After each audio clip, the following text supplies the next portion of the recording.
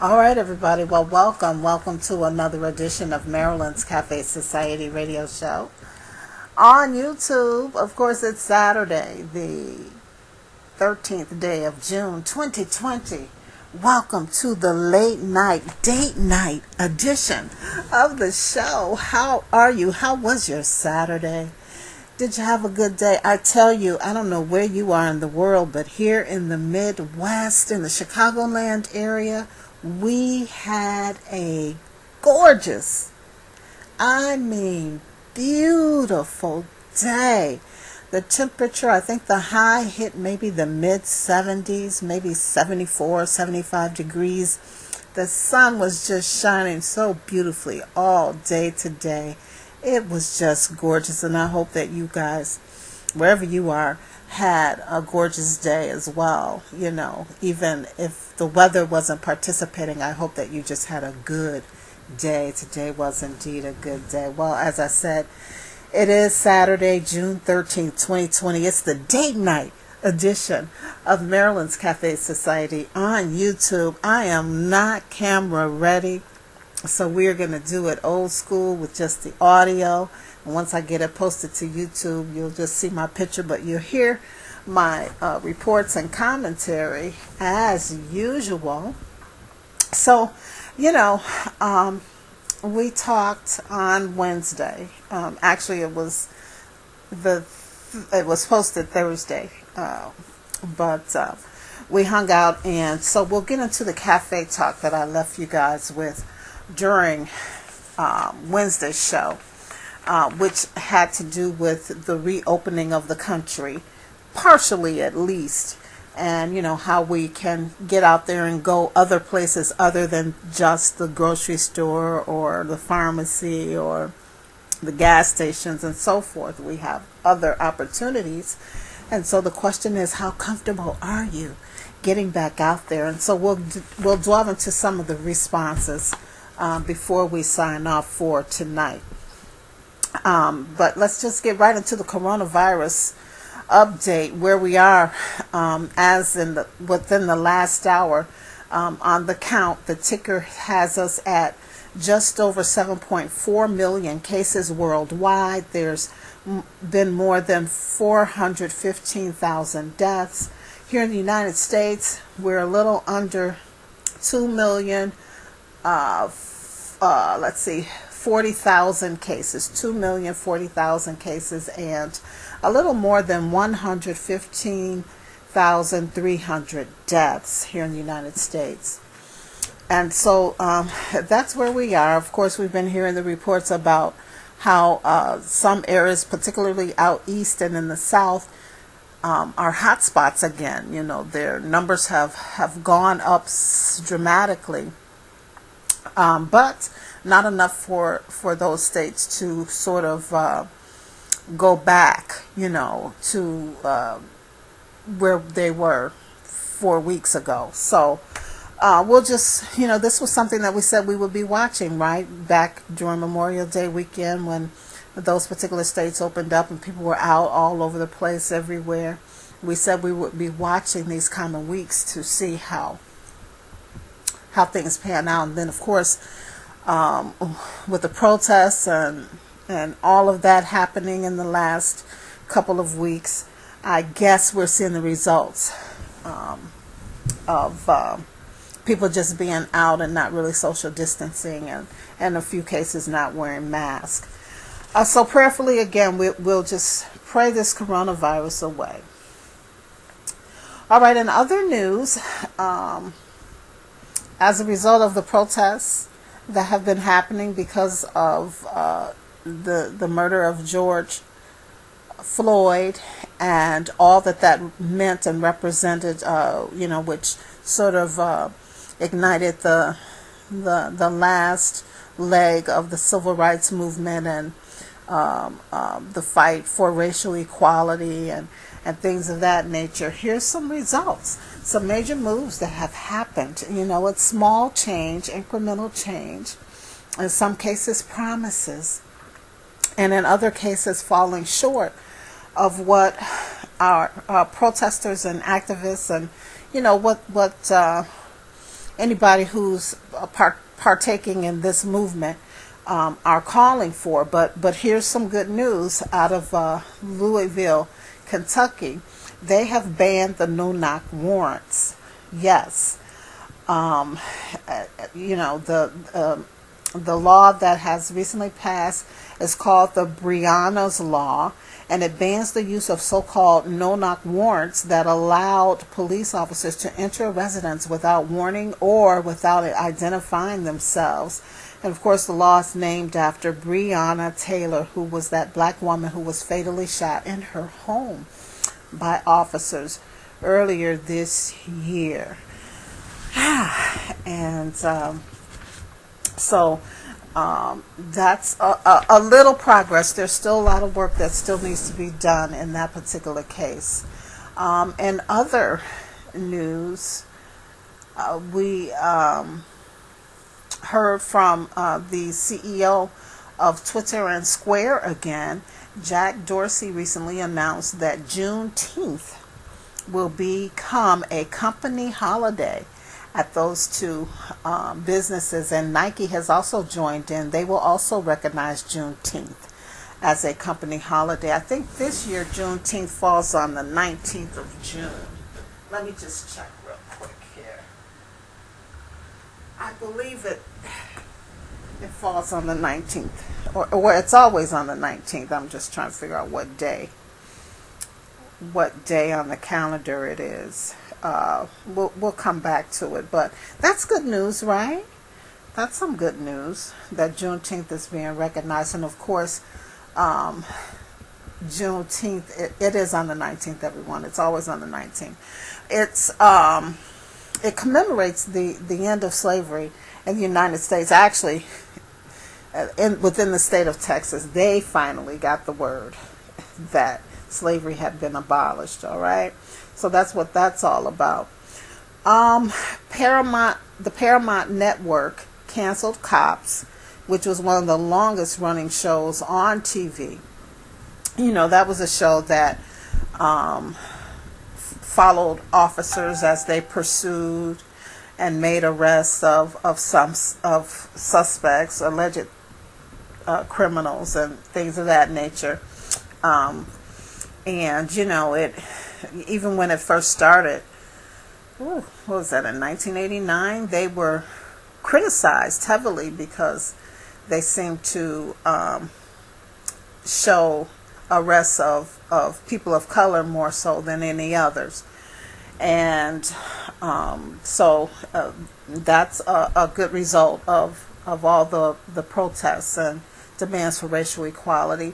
Also, A&E canceled Live PD, which was similar to Cops, and offered a one-sided look at policing from the perspective of law enforcement. That has been canceled.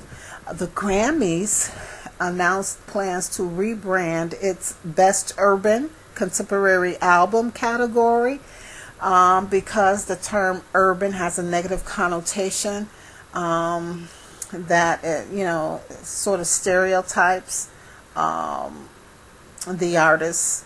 So they're going to come up with a different name for that particular category of music when it comes to the Grammy Music Awards. Also, the country music band Lady Antebellum has changed its name to Lady A. They apologized to fans for the ties its name had with to the Civil War and to slavery. So, again, a lot of people kind of stepping up to show their support for this new wave in the fight for racial equality and social justice and things of that nature. You may also have noticed or heard in the news that high-level executives have left their leadership positions in some major companies because of complaints of mistreatment of black workers and other troubling behavior. It has finally come out due to this new charged environment around racial justice. For example, the Bon Appetit editor-in-chief, Adam Rappaport, is gone. The New York Times opinion editor, James Bennett, is gone.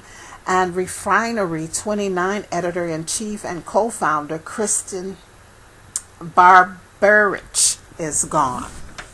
Now, you know, in a lot of these particular situations, they're saying that the problems weren't just about the toxic behavior, but it was the hypocrisy because, or hypocrisy, I should say, because many of these companies, I didn't list them all, but many of the companies, for example, Refinery 29, their whole presentation to the world was that they were about supporting women and people of color and equality and things of that nature. And the whole time behind the scenes, the policy just wasn't, their internal policies just wasn't reflecting that change. And behaviors of management and executives did not reflect what they were trying to present to the world about themselves. So here we are at this time in history where some true change, it looks like some true change and effort is coming to fruition. And I think these companies, businesses, etc., don't want to alienate themselves from their customers, clients, consumers who are people of color, because they have a lot of power when it comes to spending. According to Nielsen, here in the United States, black consumers, black people, have $1.3 trillion in purchasing power, and their spending outpaces overall spending nationally. That is huge.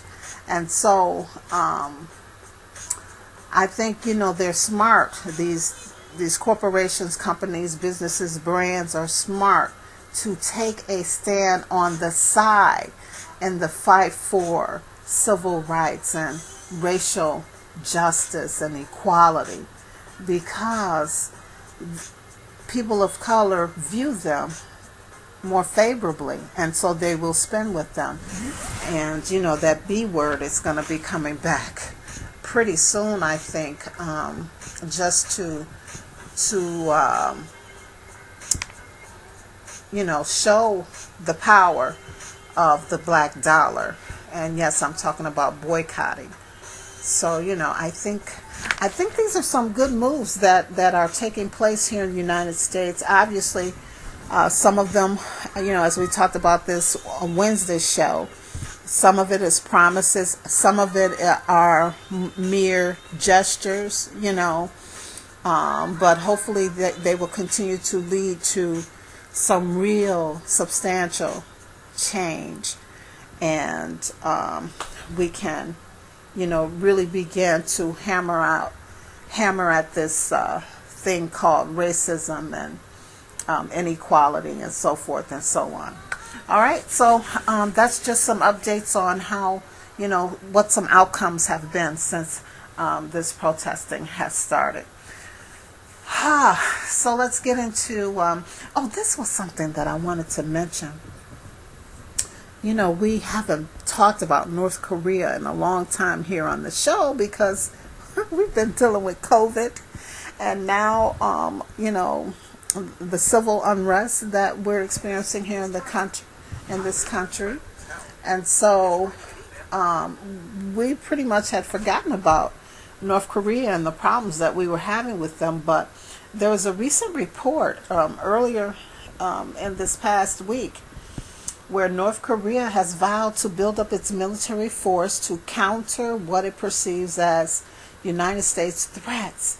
And they said that there will be little reason for a personal relationship between their leader, Kim Jong-un, and our President Trump if they persist with their sanctions and other pressure that they say is happening. Now, I don't know where we've had time to even deal with North Korea. Again, I don't know if this was perceived or what, but they are putting us on their radar, and we better be careful because, you know, we don't want to get caught off guard because we're dealing with so much within our own country, right? The upcoming presidential election, we're still dealing with the COVID-19 situation here in the country, the civil unrest within our own country, and other issues. So, you know, we don't want to get caught sleeping when it comes to North Korea. So I hope that we're able to work it all out and keep that eye on North Korea, because again, it could turn ugly, and this just, as far as I'm concerned, this report came out of nowhere.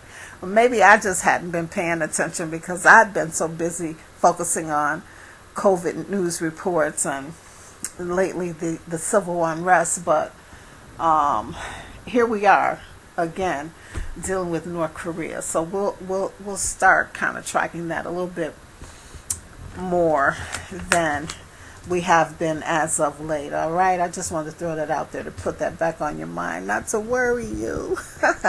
I certainly don't want to worry you, but you know, it's a reality that we have to deal with. Okay, you wanted to jump into the stock market report. Well, as of the close of the market on Friday, June 12th, 2020, the Dow was up to 25,605.54 points. The S&P 500 was up 3,041.31 points, and the NASDAQ was also up 9,663.77 points. And that's just a brief look at the stock market. We didn't get into gold and oil and other stocks that were up and down this particular Saturday. We'll get back on track next week, all right? I did want to get into our cafe talk before we close out the show today or this evening. So let me just pull it, just once again repeat it, and just read to you some of the responses that I got as a result of this cafe talk. Again, I just briefly talked about it on Wednesday. You know, the United States, all 50 states have partially, if not almost completely, reopened now. And so now we're free to go to places other than, as I said in the opening of the show, other than the gas station, the grocery stores, home improvement stores. You know, we have more options now. And so I'm wondering how you feel about that. How comfortable are you? You know, how do you feel? Are you comfortable going out to eat? Are you enjoying having the opportunity to go back out into the malls and to the hairdressers and things of that nature? Now, for me personally, I have to say that I put a scale. You guys didn't see it, but I gave the options of very comfortable, kind of comfortable, and uncomfortable. And right now, I'm kind of comfortable, you know. So let's check in and see what others say. Okay, Soul is reporting that she is uncomfortable. I agree, Soul, wholeheartedly. She didn't really expound, but she just said uncomfortable. I agree with her. Let's see what other reports we have. Okay. LW says, I am not comfortable with everything going back to quote unquote normal yet, because honestly, I don't think the COVID is in the clear yet. It's obvious that there is no exact treatment or cure. Plus, the pandemic didn't seem to start off targeting people of color, but now it seems that it's a problem for people of color. So no, uncomfortable. All right. Thank you so much, LW, for that one. And let's go to a couple more here. DR says she's somewhat comfortable. She did not say exactly why she's somewhat comfortable, but that she's somewhat comfortable. And I'll just read one more. We won't read them all. Let's see. And JC says that he is somewhat comfortable, again, because he's noticing the uptick in cases in states that opened 2 to 3 weeks before we did here in Illinois, and for that reason he is somewhat comfortable. But we know that there was that uptick because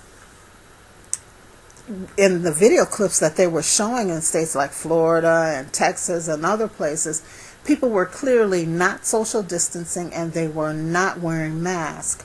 So I think, it's safe to say that this is why, we were having, these states are having the issues that they're having now with COVID cases on the rise, and of course, unfortunately, leading to deaths. So there you have it. Now, of course, you can go to my social media if you still want to go ahead and chime in on this particular cafe talk. Posted it Wednesday, threw it out there Wednesday, and so I just wanted to read you what some of the commentary was. I didn't hit it all. Thanks, everybody. Thanks to everybody who chimed in and offered up some feedback for me to report here on the show tonight. I appreciate you so much. Thank you. All right. Well, guess what? I have just a little bit of entertainment news before we get out of here tonight. I don't know if you guys heard about this, but the author, journalist, and writer for the hit TV movie This Is Us, Jazz Walters, also known as Jazz Fly, she passed away this week. And of course, everyone is just, those who were close to her or worked with her are just stunned. And, we just want to send our thoughts and prayers to her and her loved ones and to everyone whose lives she touched. Amazing talent, gone so young. I believe she was 40. If that. All right, and then, of course, we heard the news report about Byron Allen and his entertainment studios. They've reached an agreement, a settlement agreement, in that racial bias case against Comcast. So, congrats to him. So, hopefully he will spread the wealth, right? All right, and then you guys remember Keke Palmer. She was on the show many years ago. She was on the show that she stopped by the Cafe Society. Anyway, you may remember her from Aquila and the Bee, and she's done so much. Right now she's co-hosting on ABC 7's Noonday news show. So, but anyway, she is set to star in and executive produce an upcoming film entitled Alice, which is supposed to tackle the harsh realities of slavery and white supremacy. So we'll see what that's about as we hear more about it. And then Gabrielle Union has optioned George M. Johnson's memoir, All Boys Aren't Blue, for television development at Sony Pictures Television. And speaking of reopening, as far as our television productions and movie productions, they are in the clear to start back up with production, although they have to implement some social distancing and the wearing of masks and all of that. So, some insiders are saying it's kind of weird, which I understand completely how that weirdness feels. It's kind of weird, and production is going to take much longer because the days are shorter. And they can't have live studio audiences for some of those shows that used to have them. So they're going to be using a lot of laughing and applause tracks. And so it's just going to be different. And of course, because the days are shorter, that means they have to tape or do the shows more days of the week, which is going to cost more money. So anyway, we'll see if we notice a difference when these shows come back to television, right? We'll see. All right, well, folks, I think that is it for today. There's no more entertainment news, no laugh of the day or funny story. I just haven't been, I haven't been myself. I told you guys that I'm working towards getting back to myself. So just stay with me on that, and I hope that you are too as well. Christmas in July, I'm rethinking that. I'm still going to have it, but I'm rethinking the whole effort, that the whole setup in terms of how it's going to look. So bear with me on the Christmas in July. I'll be coming up with more information. But if you happen to want to participate in some kind of way, reach out to producer at MarylandsCafeSociety.com, producer at MarylandsCafeSociety.com, and we'll get more information or reach out to you and talk to you about it. It'll be a win-win for all who decide to support that effort, okay? All right.